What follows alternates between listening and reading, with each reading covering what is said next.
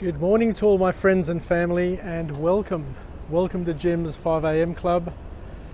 And today I come to you once again from my perch up here on the International Overseas Passenger Terminal. Doesn't look like we'll be using this facility for years to come, as the Prime Minister has just announced that international travel restrictions may be extended to 2022, which is quite alarming, especially for people of my generation, the baby boomers.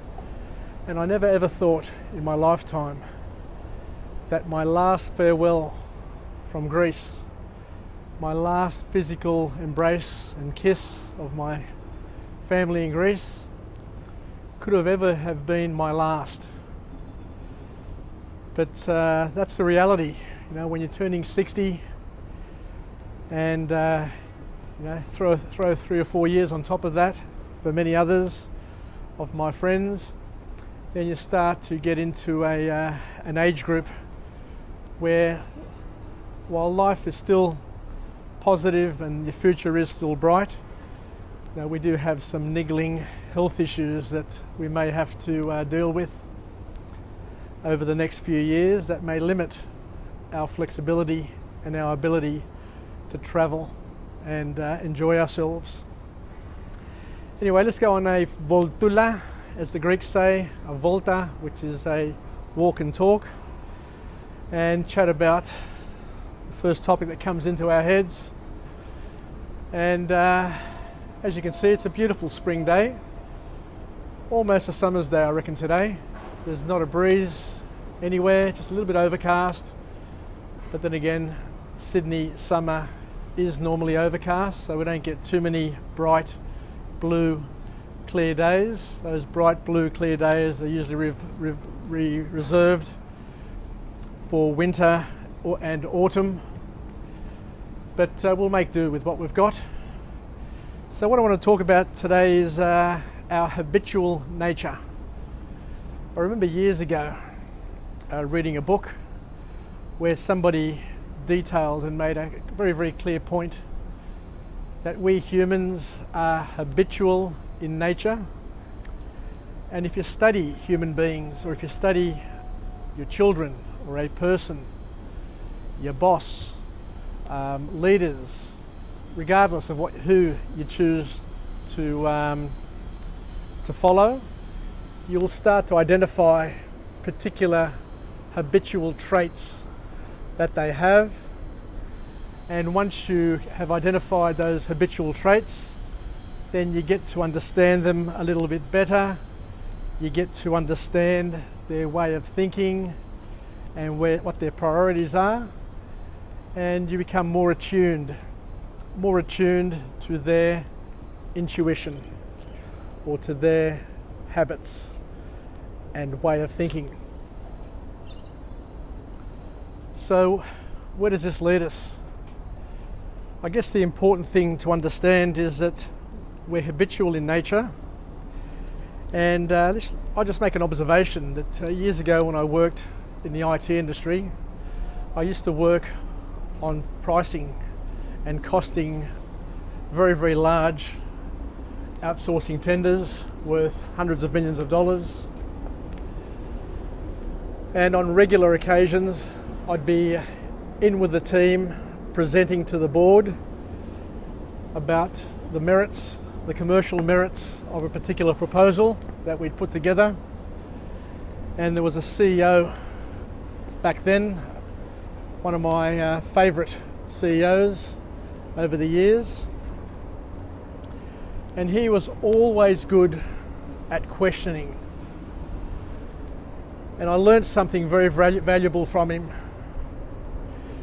the power of questioning. So he'd spend all his time just throwing questions about the costs, about the risks, about the scope, about understanding how clear the scope was, what the risks were, how much margin we had in there, the resourcing. So what I actually did back then was I actually started to document the questions. So after each board meeting or presentation that we did, I'd tap down in my diary all the questions that I remember him asking, and then the next meeting we went to for the next bid, I'd add to it some other questions. And of course there were some core questions that he would ask all the time, and then there were some additional questions that he'd ask depending on what the project was and what the scope was, so that he could gain a better understanding of the whole picture, so he could make an informed decision. So what I learnt from him back then, his name was Craig Cameron, and he was the CEO of Advantra. Advantra was a subsidiary or a merger between Telstra and Lend-Lease and IBM. And it was back in the days when .com organisations were looking to float on the share market and make hundreds of millions of dollars. So Craig, as I said before, was very, very good at asking questions. And what I discovered about him even further was that his questions were habitual. He would always ask the same questions in the same order so that he could process it in an orderly fashion in his mind and make sure that he'd cover off all the bases. And I guess people are the same. If we took time just to listen to each other, if we took time just to note down the sort of questions that people pose, or the sort of priorities that people have in their lives, be it work life, be it social life, be it leisure life, be it active life, we all are pretty well boring when it comes to the things that make us tick. And we're very, very predictable, believe it or not. But that predictability comes with studying a person's actions, their demeanour, their questions. And as I said, after you start writing down a few things and making a few observations, then you do in fact discover that people are habitual in nature. They'll ask habitual questions. They'll use habitual language. Most people have a vocabulary of about 3,000 words. Very, very few people have a higher vocabulary. And to put into perspective, a Shakespeare novel or the Bible has a vocabulary of about 6,000 or 7,000 words. But most people's vocabulary is around about 3,000 words. So that's the maximum number of words that they understand and can understand, I guess, is the best way of describing it. We've come across about 3,000 words that we know what they are. But here is the clincher. Here is the clue, as the Greeks say. Most people, although they have a vocabulary of about 3,000 words, only have a habitual vocabulary of about 300 words, 1/10 of that.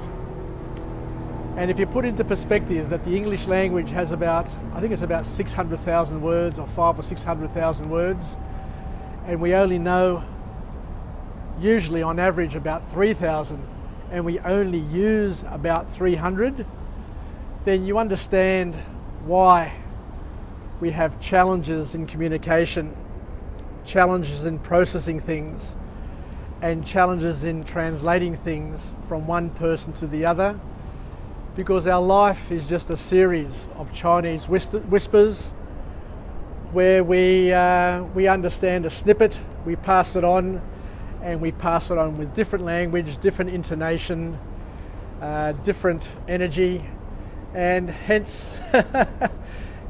we get a different message that's passed on, and why we live in a world of babble. But the important thing is to understand that we are limited, or many of us are limited, to a habitual vocabulary of about 300 words. And that's why it's important for children to read as much as they can and build their vocabulary as broad and deep as they can, because a broad vocabulary will allow you to see the world in brighter pictures. It'll turn the grey into colour. It will add sharper images by understanding nuance, and to be able to understand there's a slight variation between one thing and the other. The example that a lot of professional public speakers use is that the Eskimos have about, 8 or 10 or many words to describe ice, because ice is just not ice. There are different types of ice that by knowing the different types and able to communicate those different types could be the difference between life and death to some people. Anyway, I think we've done our dash today on habitual. So as we said, we're habitual in nature. Children are habitual in nature. Animals are habitual in nature. Now, if you follow a dog for long enough, a dog in terms of an animal, you will see it doing something right. You'll see it doing something good. And if you reward that behaviour, that behaviour gets reinforced, it gets conditioned, and you're able to get replication. And similarly, people are also habitual in nature, and they do things that can be conditioned as well. Children can be conditioned. Workmates can be conditioned. Communities can be conditioned through reward and punishment. And it's just something to think about. Anyway, let's finish off. I'll head back to my work post again. I'm alive, I am well, and I feel absolutely great. To my friends and family, stay connected, stay relevant, stay positive, and most importantly, learn to understand that we're habitual in nature. Keep a diary and write down observations of your friends and family, and you'll see that you'll be able to identify fairly quickly that they have a habitual element of their life. Habitual as not in meaning a bitch in it, but habitual in terms of habits. Trying to be funny, but may not have come across funny. But something to think about. Identify the habitual aspect of our life. And for parents and for all people, try and expand your vocabulary. Try and learn a different language. And if you're trying to learn a different language, just focus on the 200 or 300 habitual words that most people would tend to use, and understand what the English equivalent is, and then associate that new word to the English word, and you've got enough words to get by. Because most people are communicating on a very, very limited sort of basis, and that limited basis is available to many people. Anyway, take care, and I'll chat to you again from another location, and hopefully with another empowering message. It's Jim signing off from Jim's 5am Club. Yasas, and until we chat again, bye for now.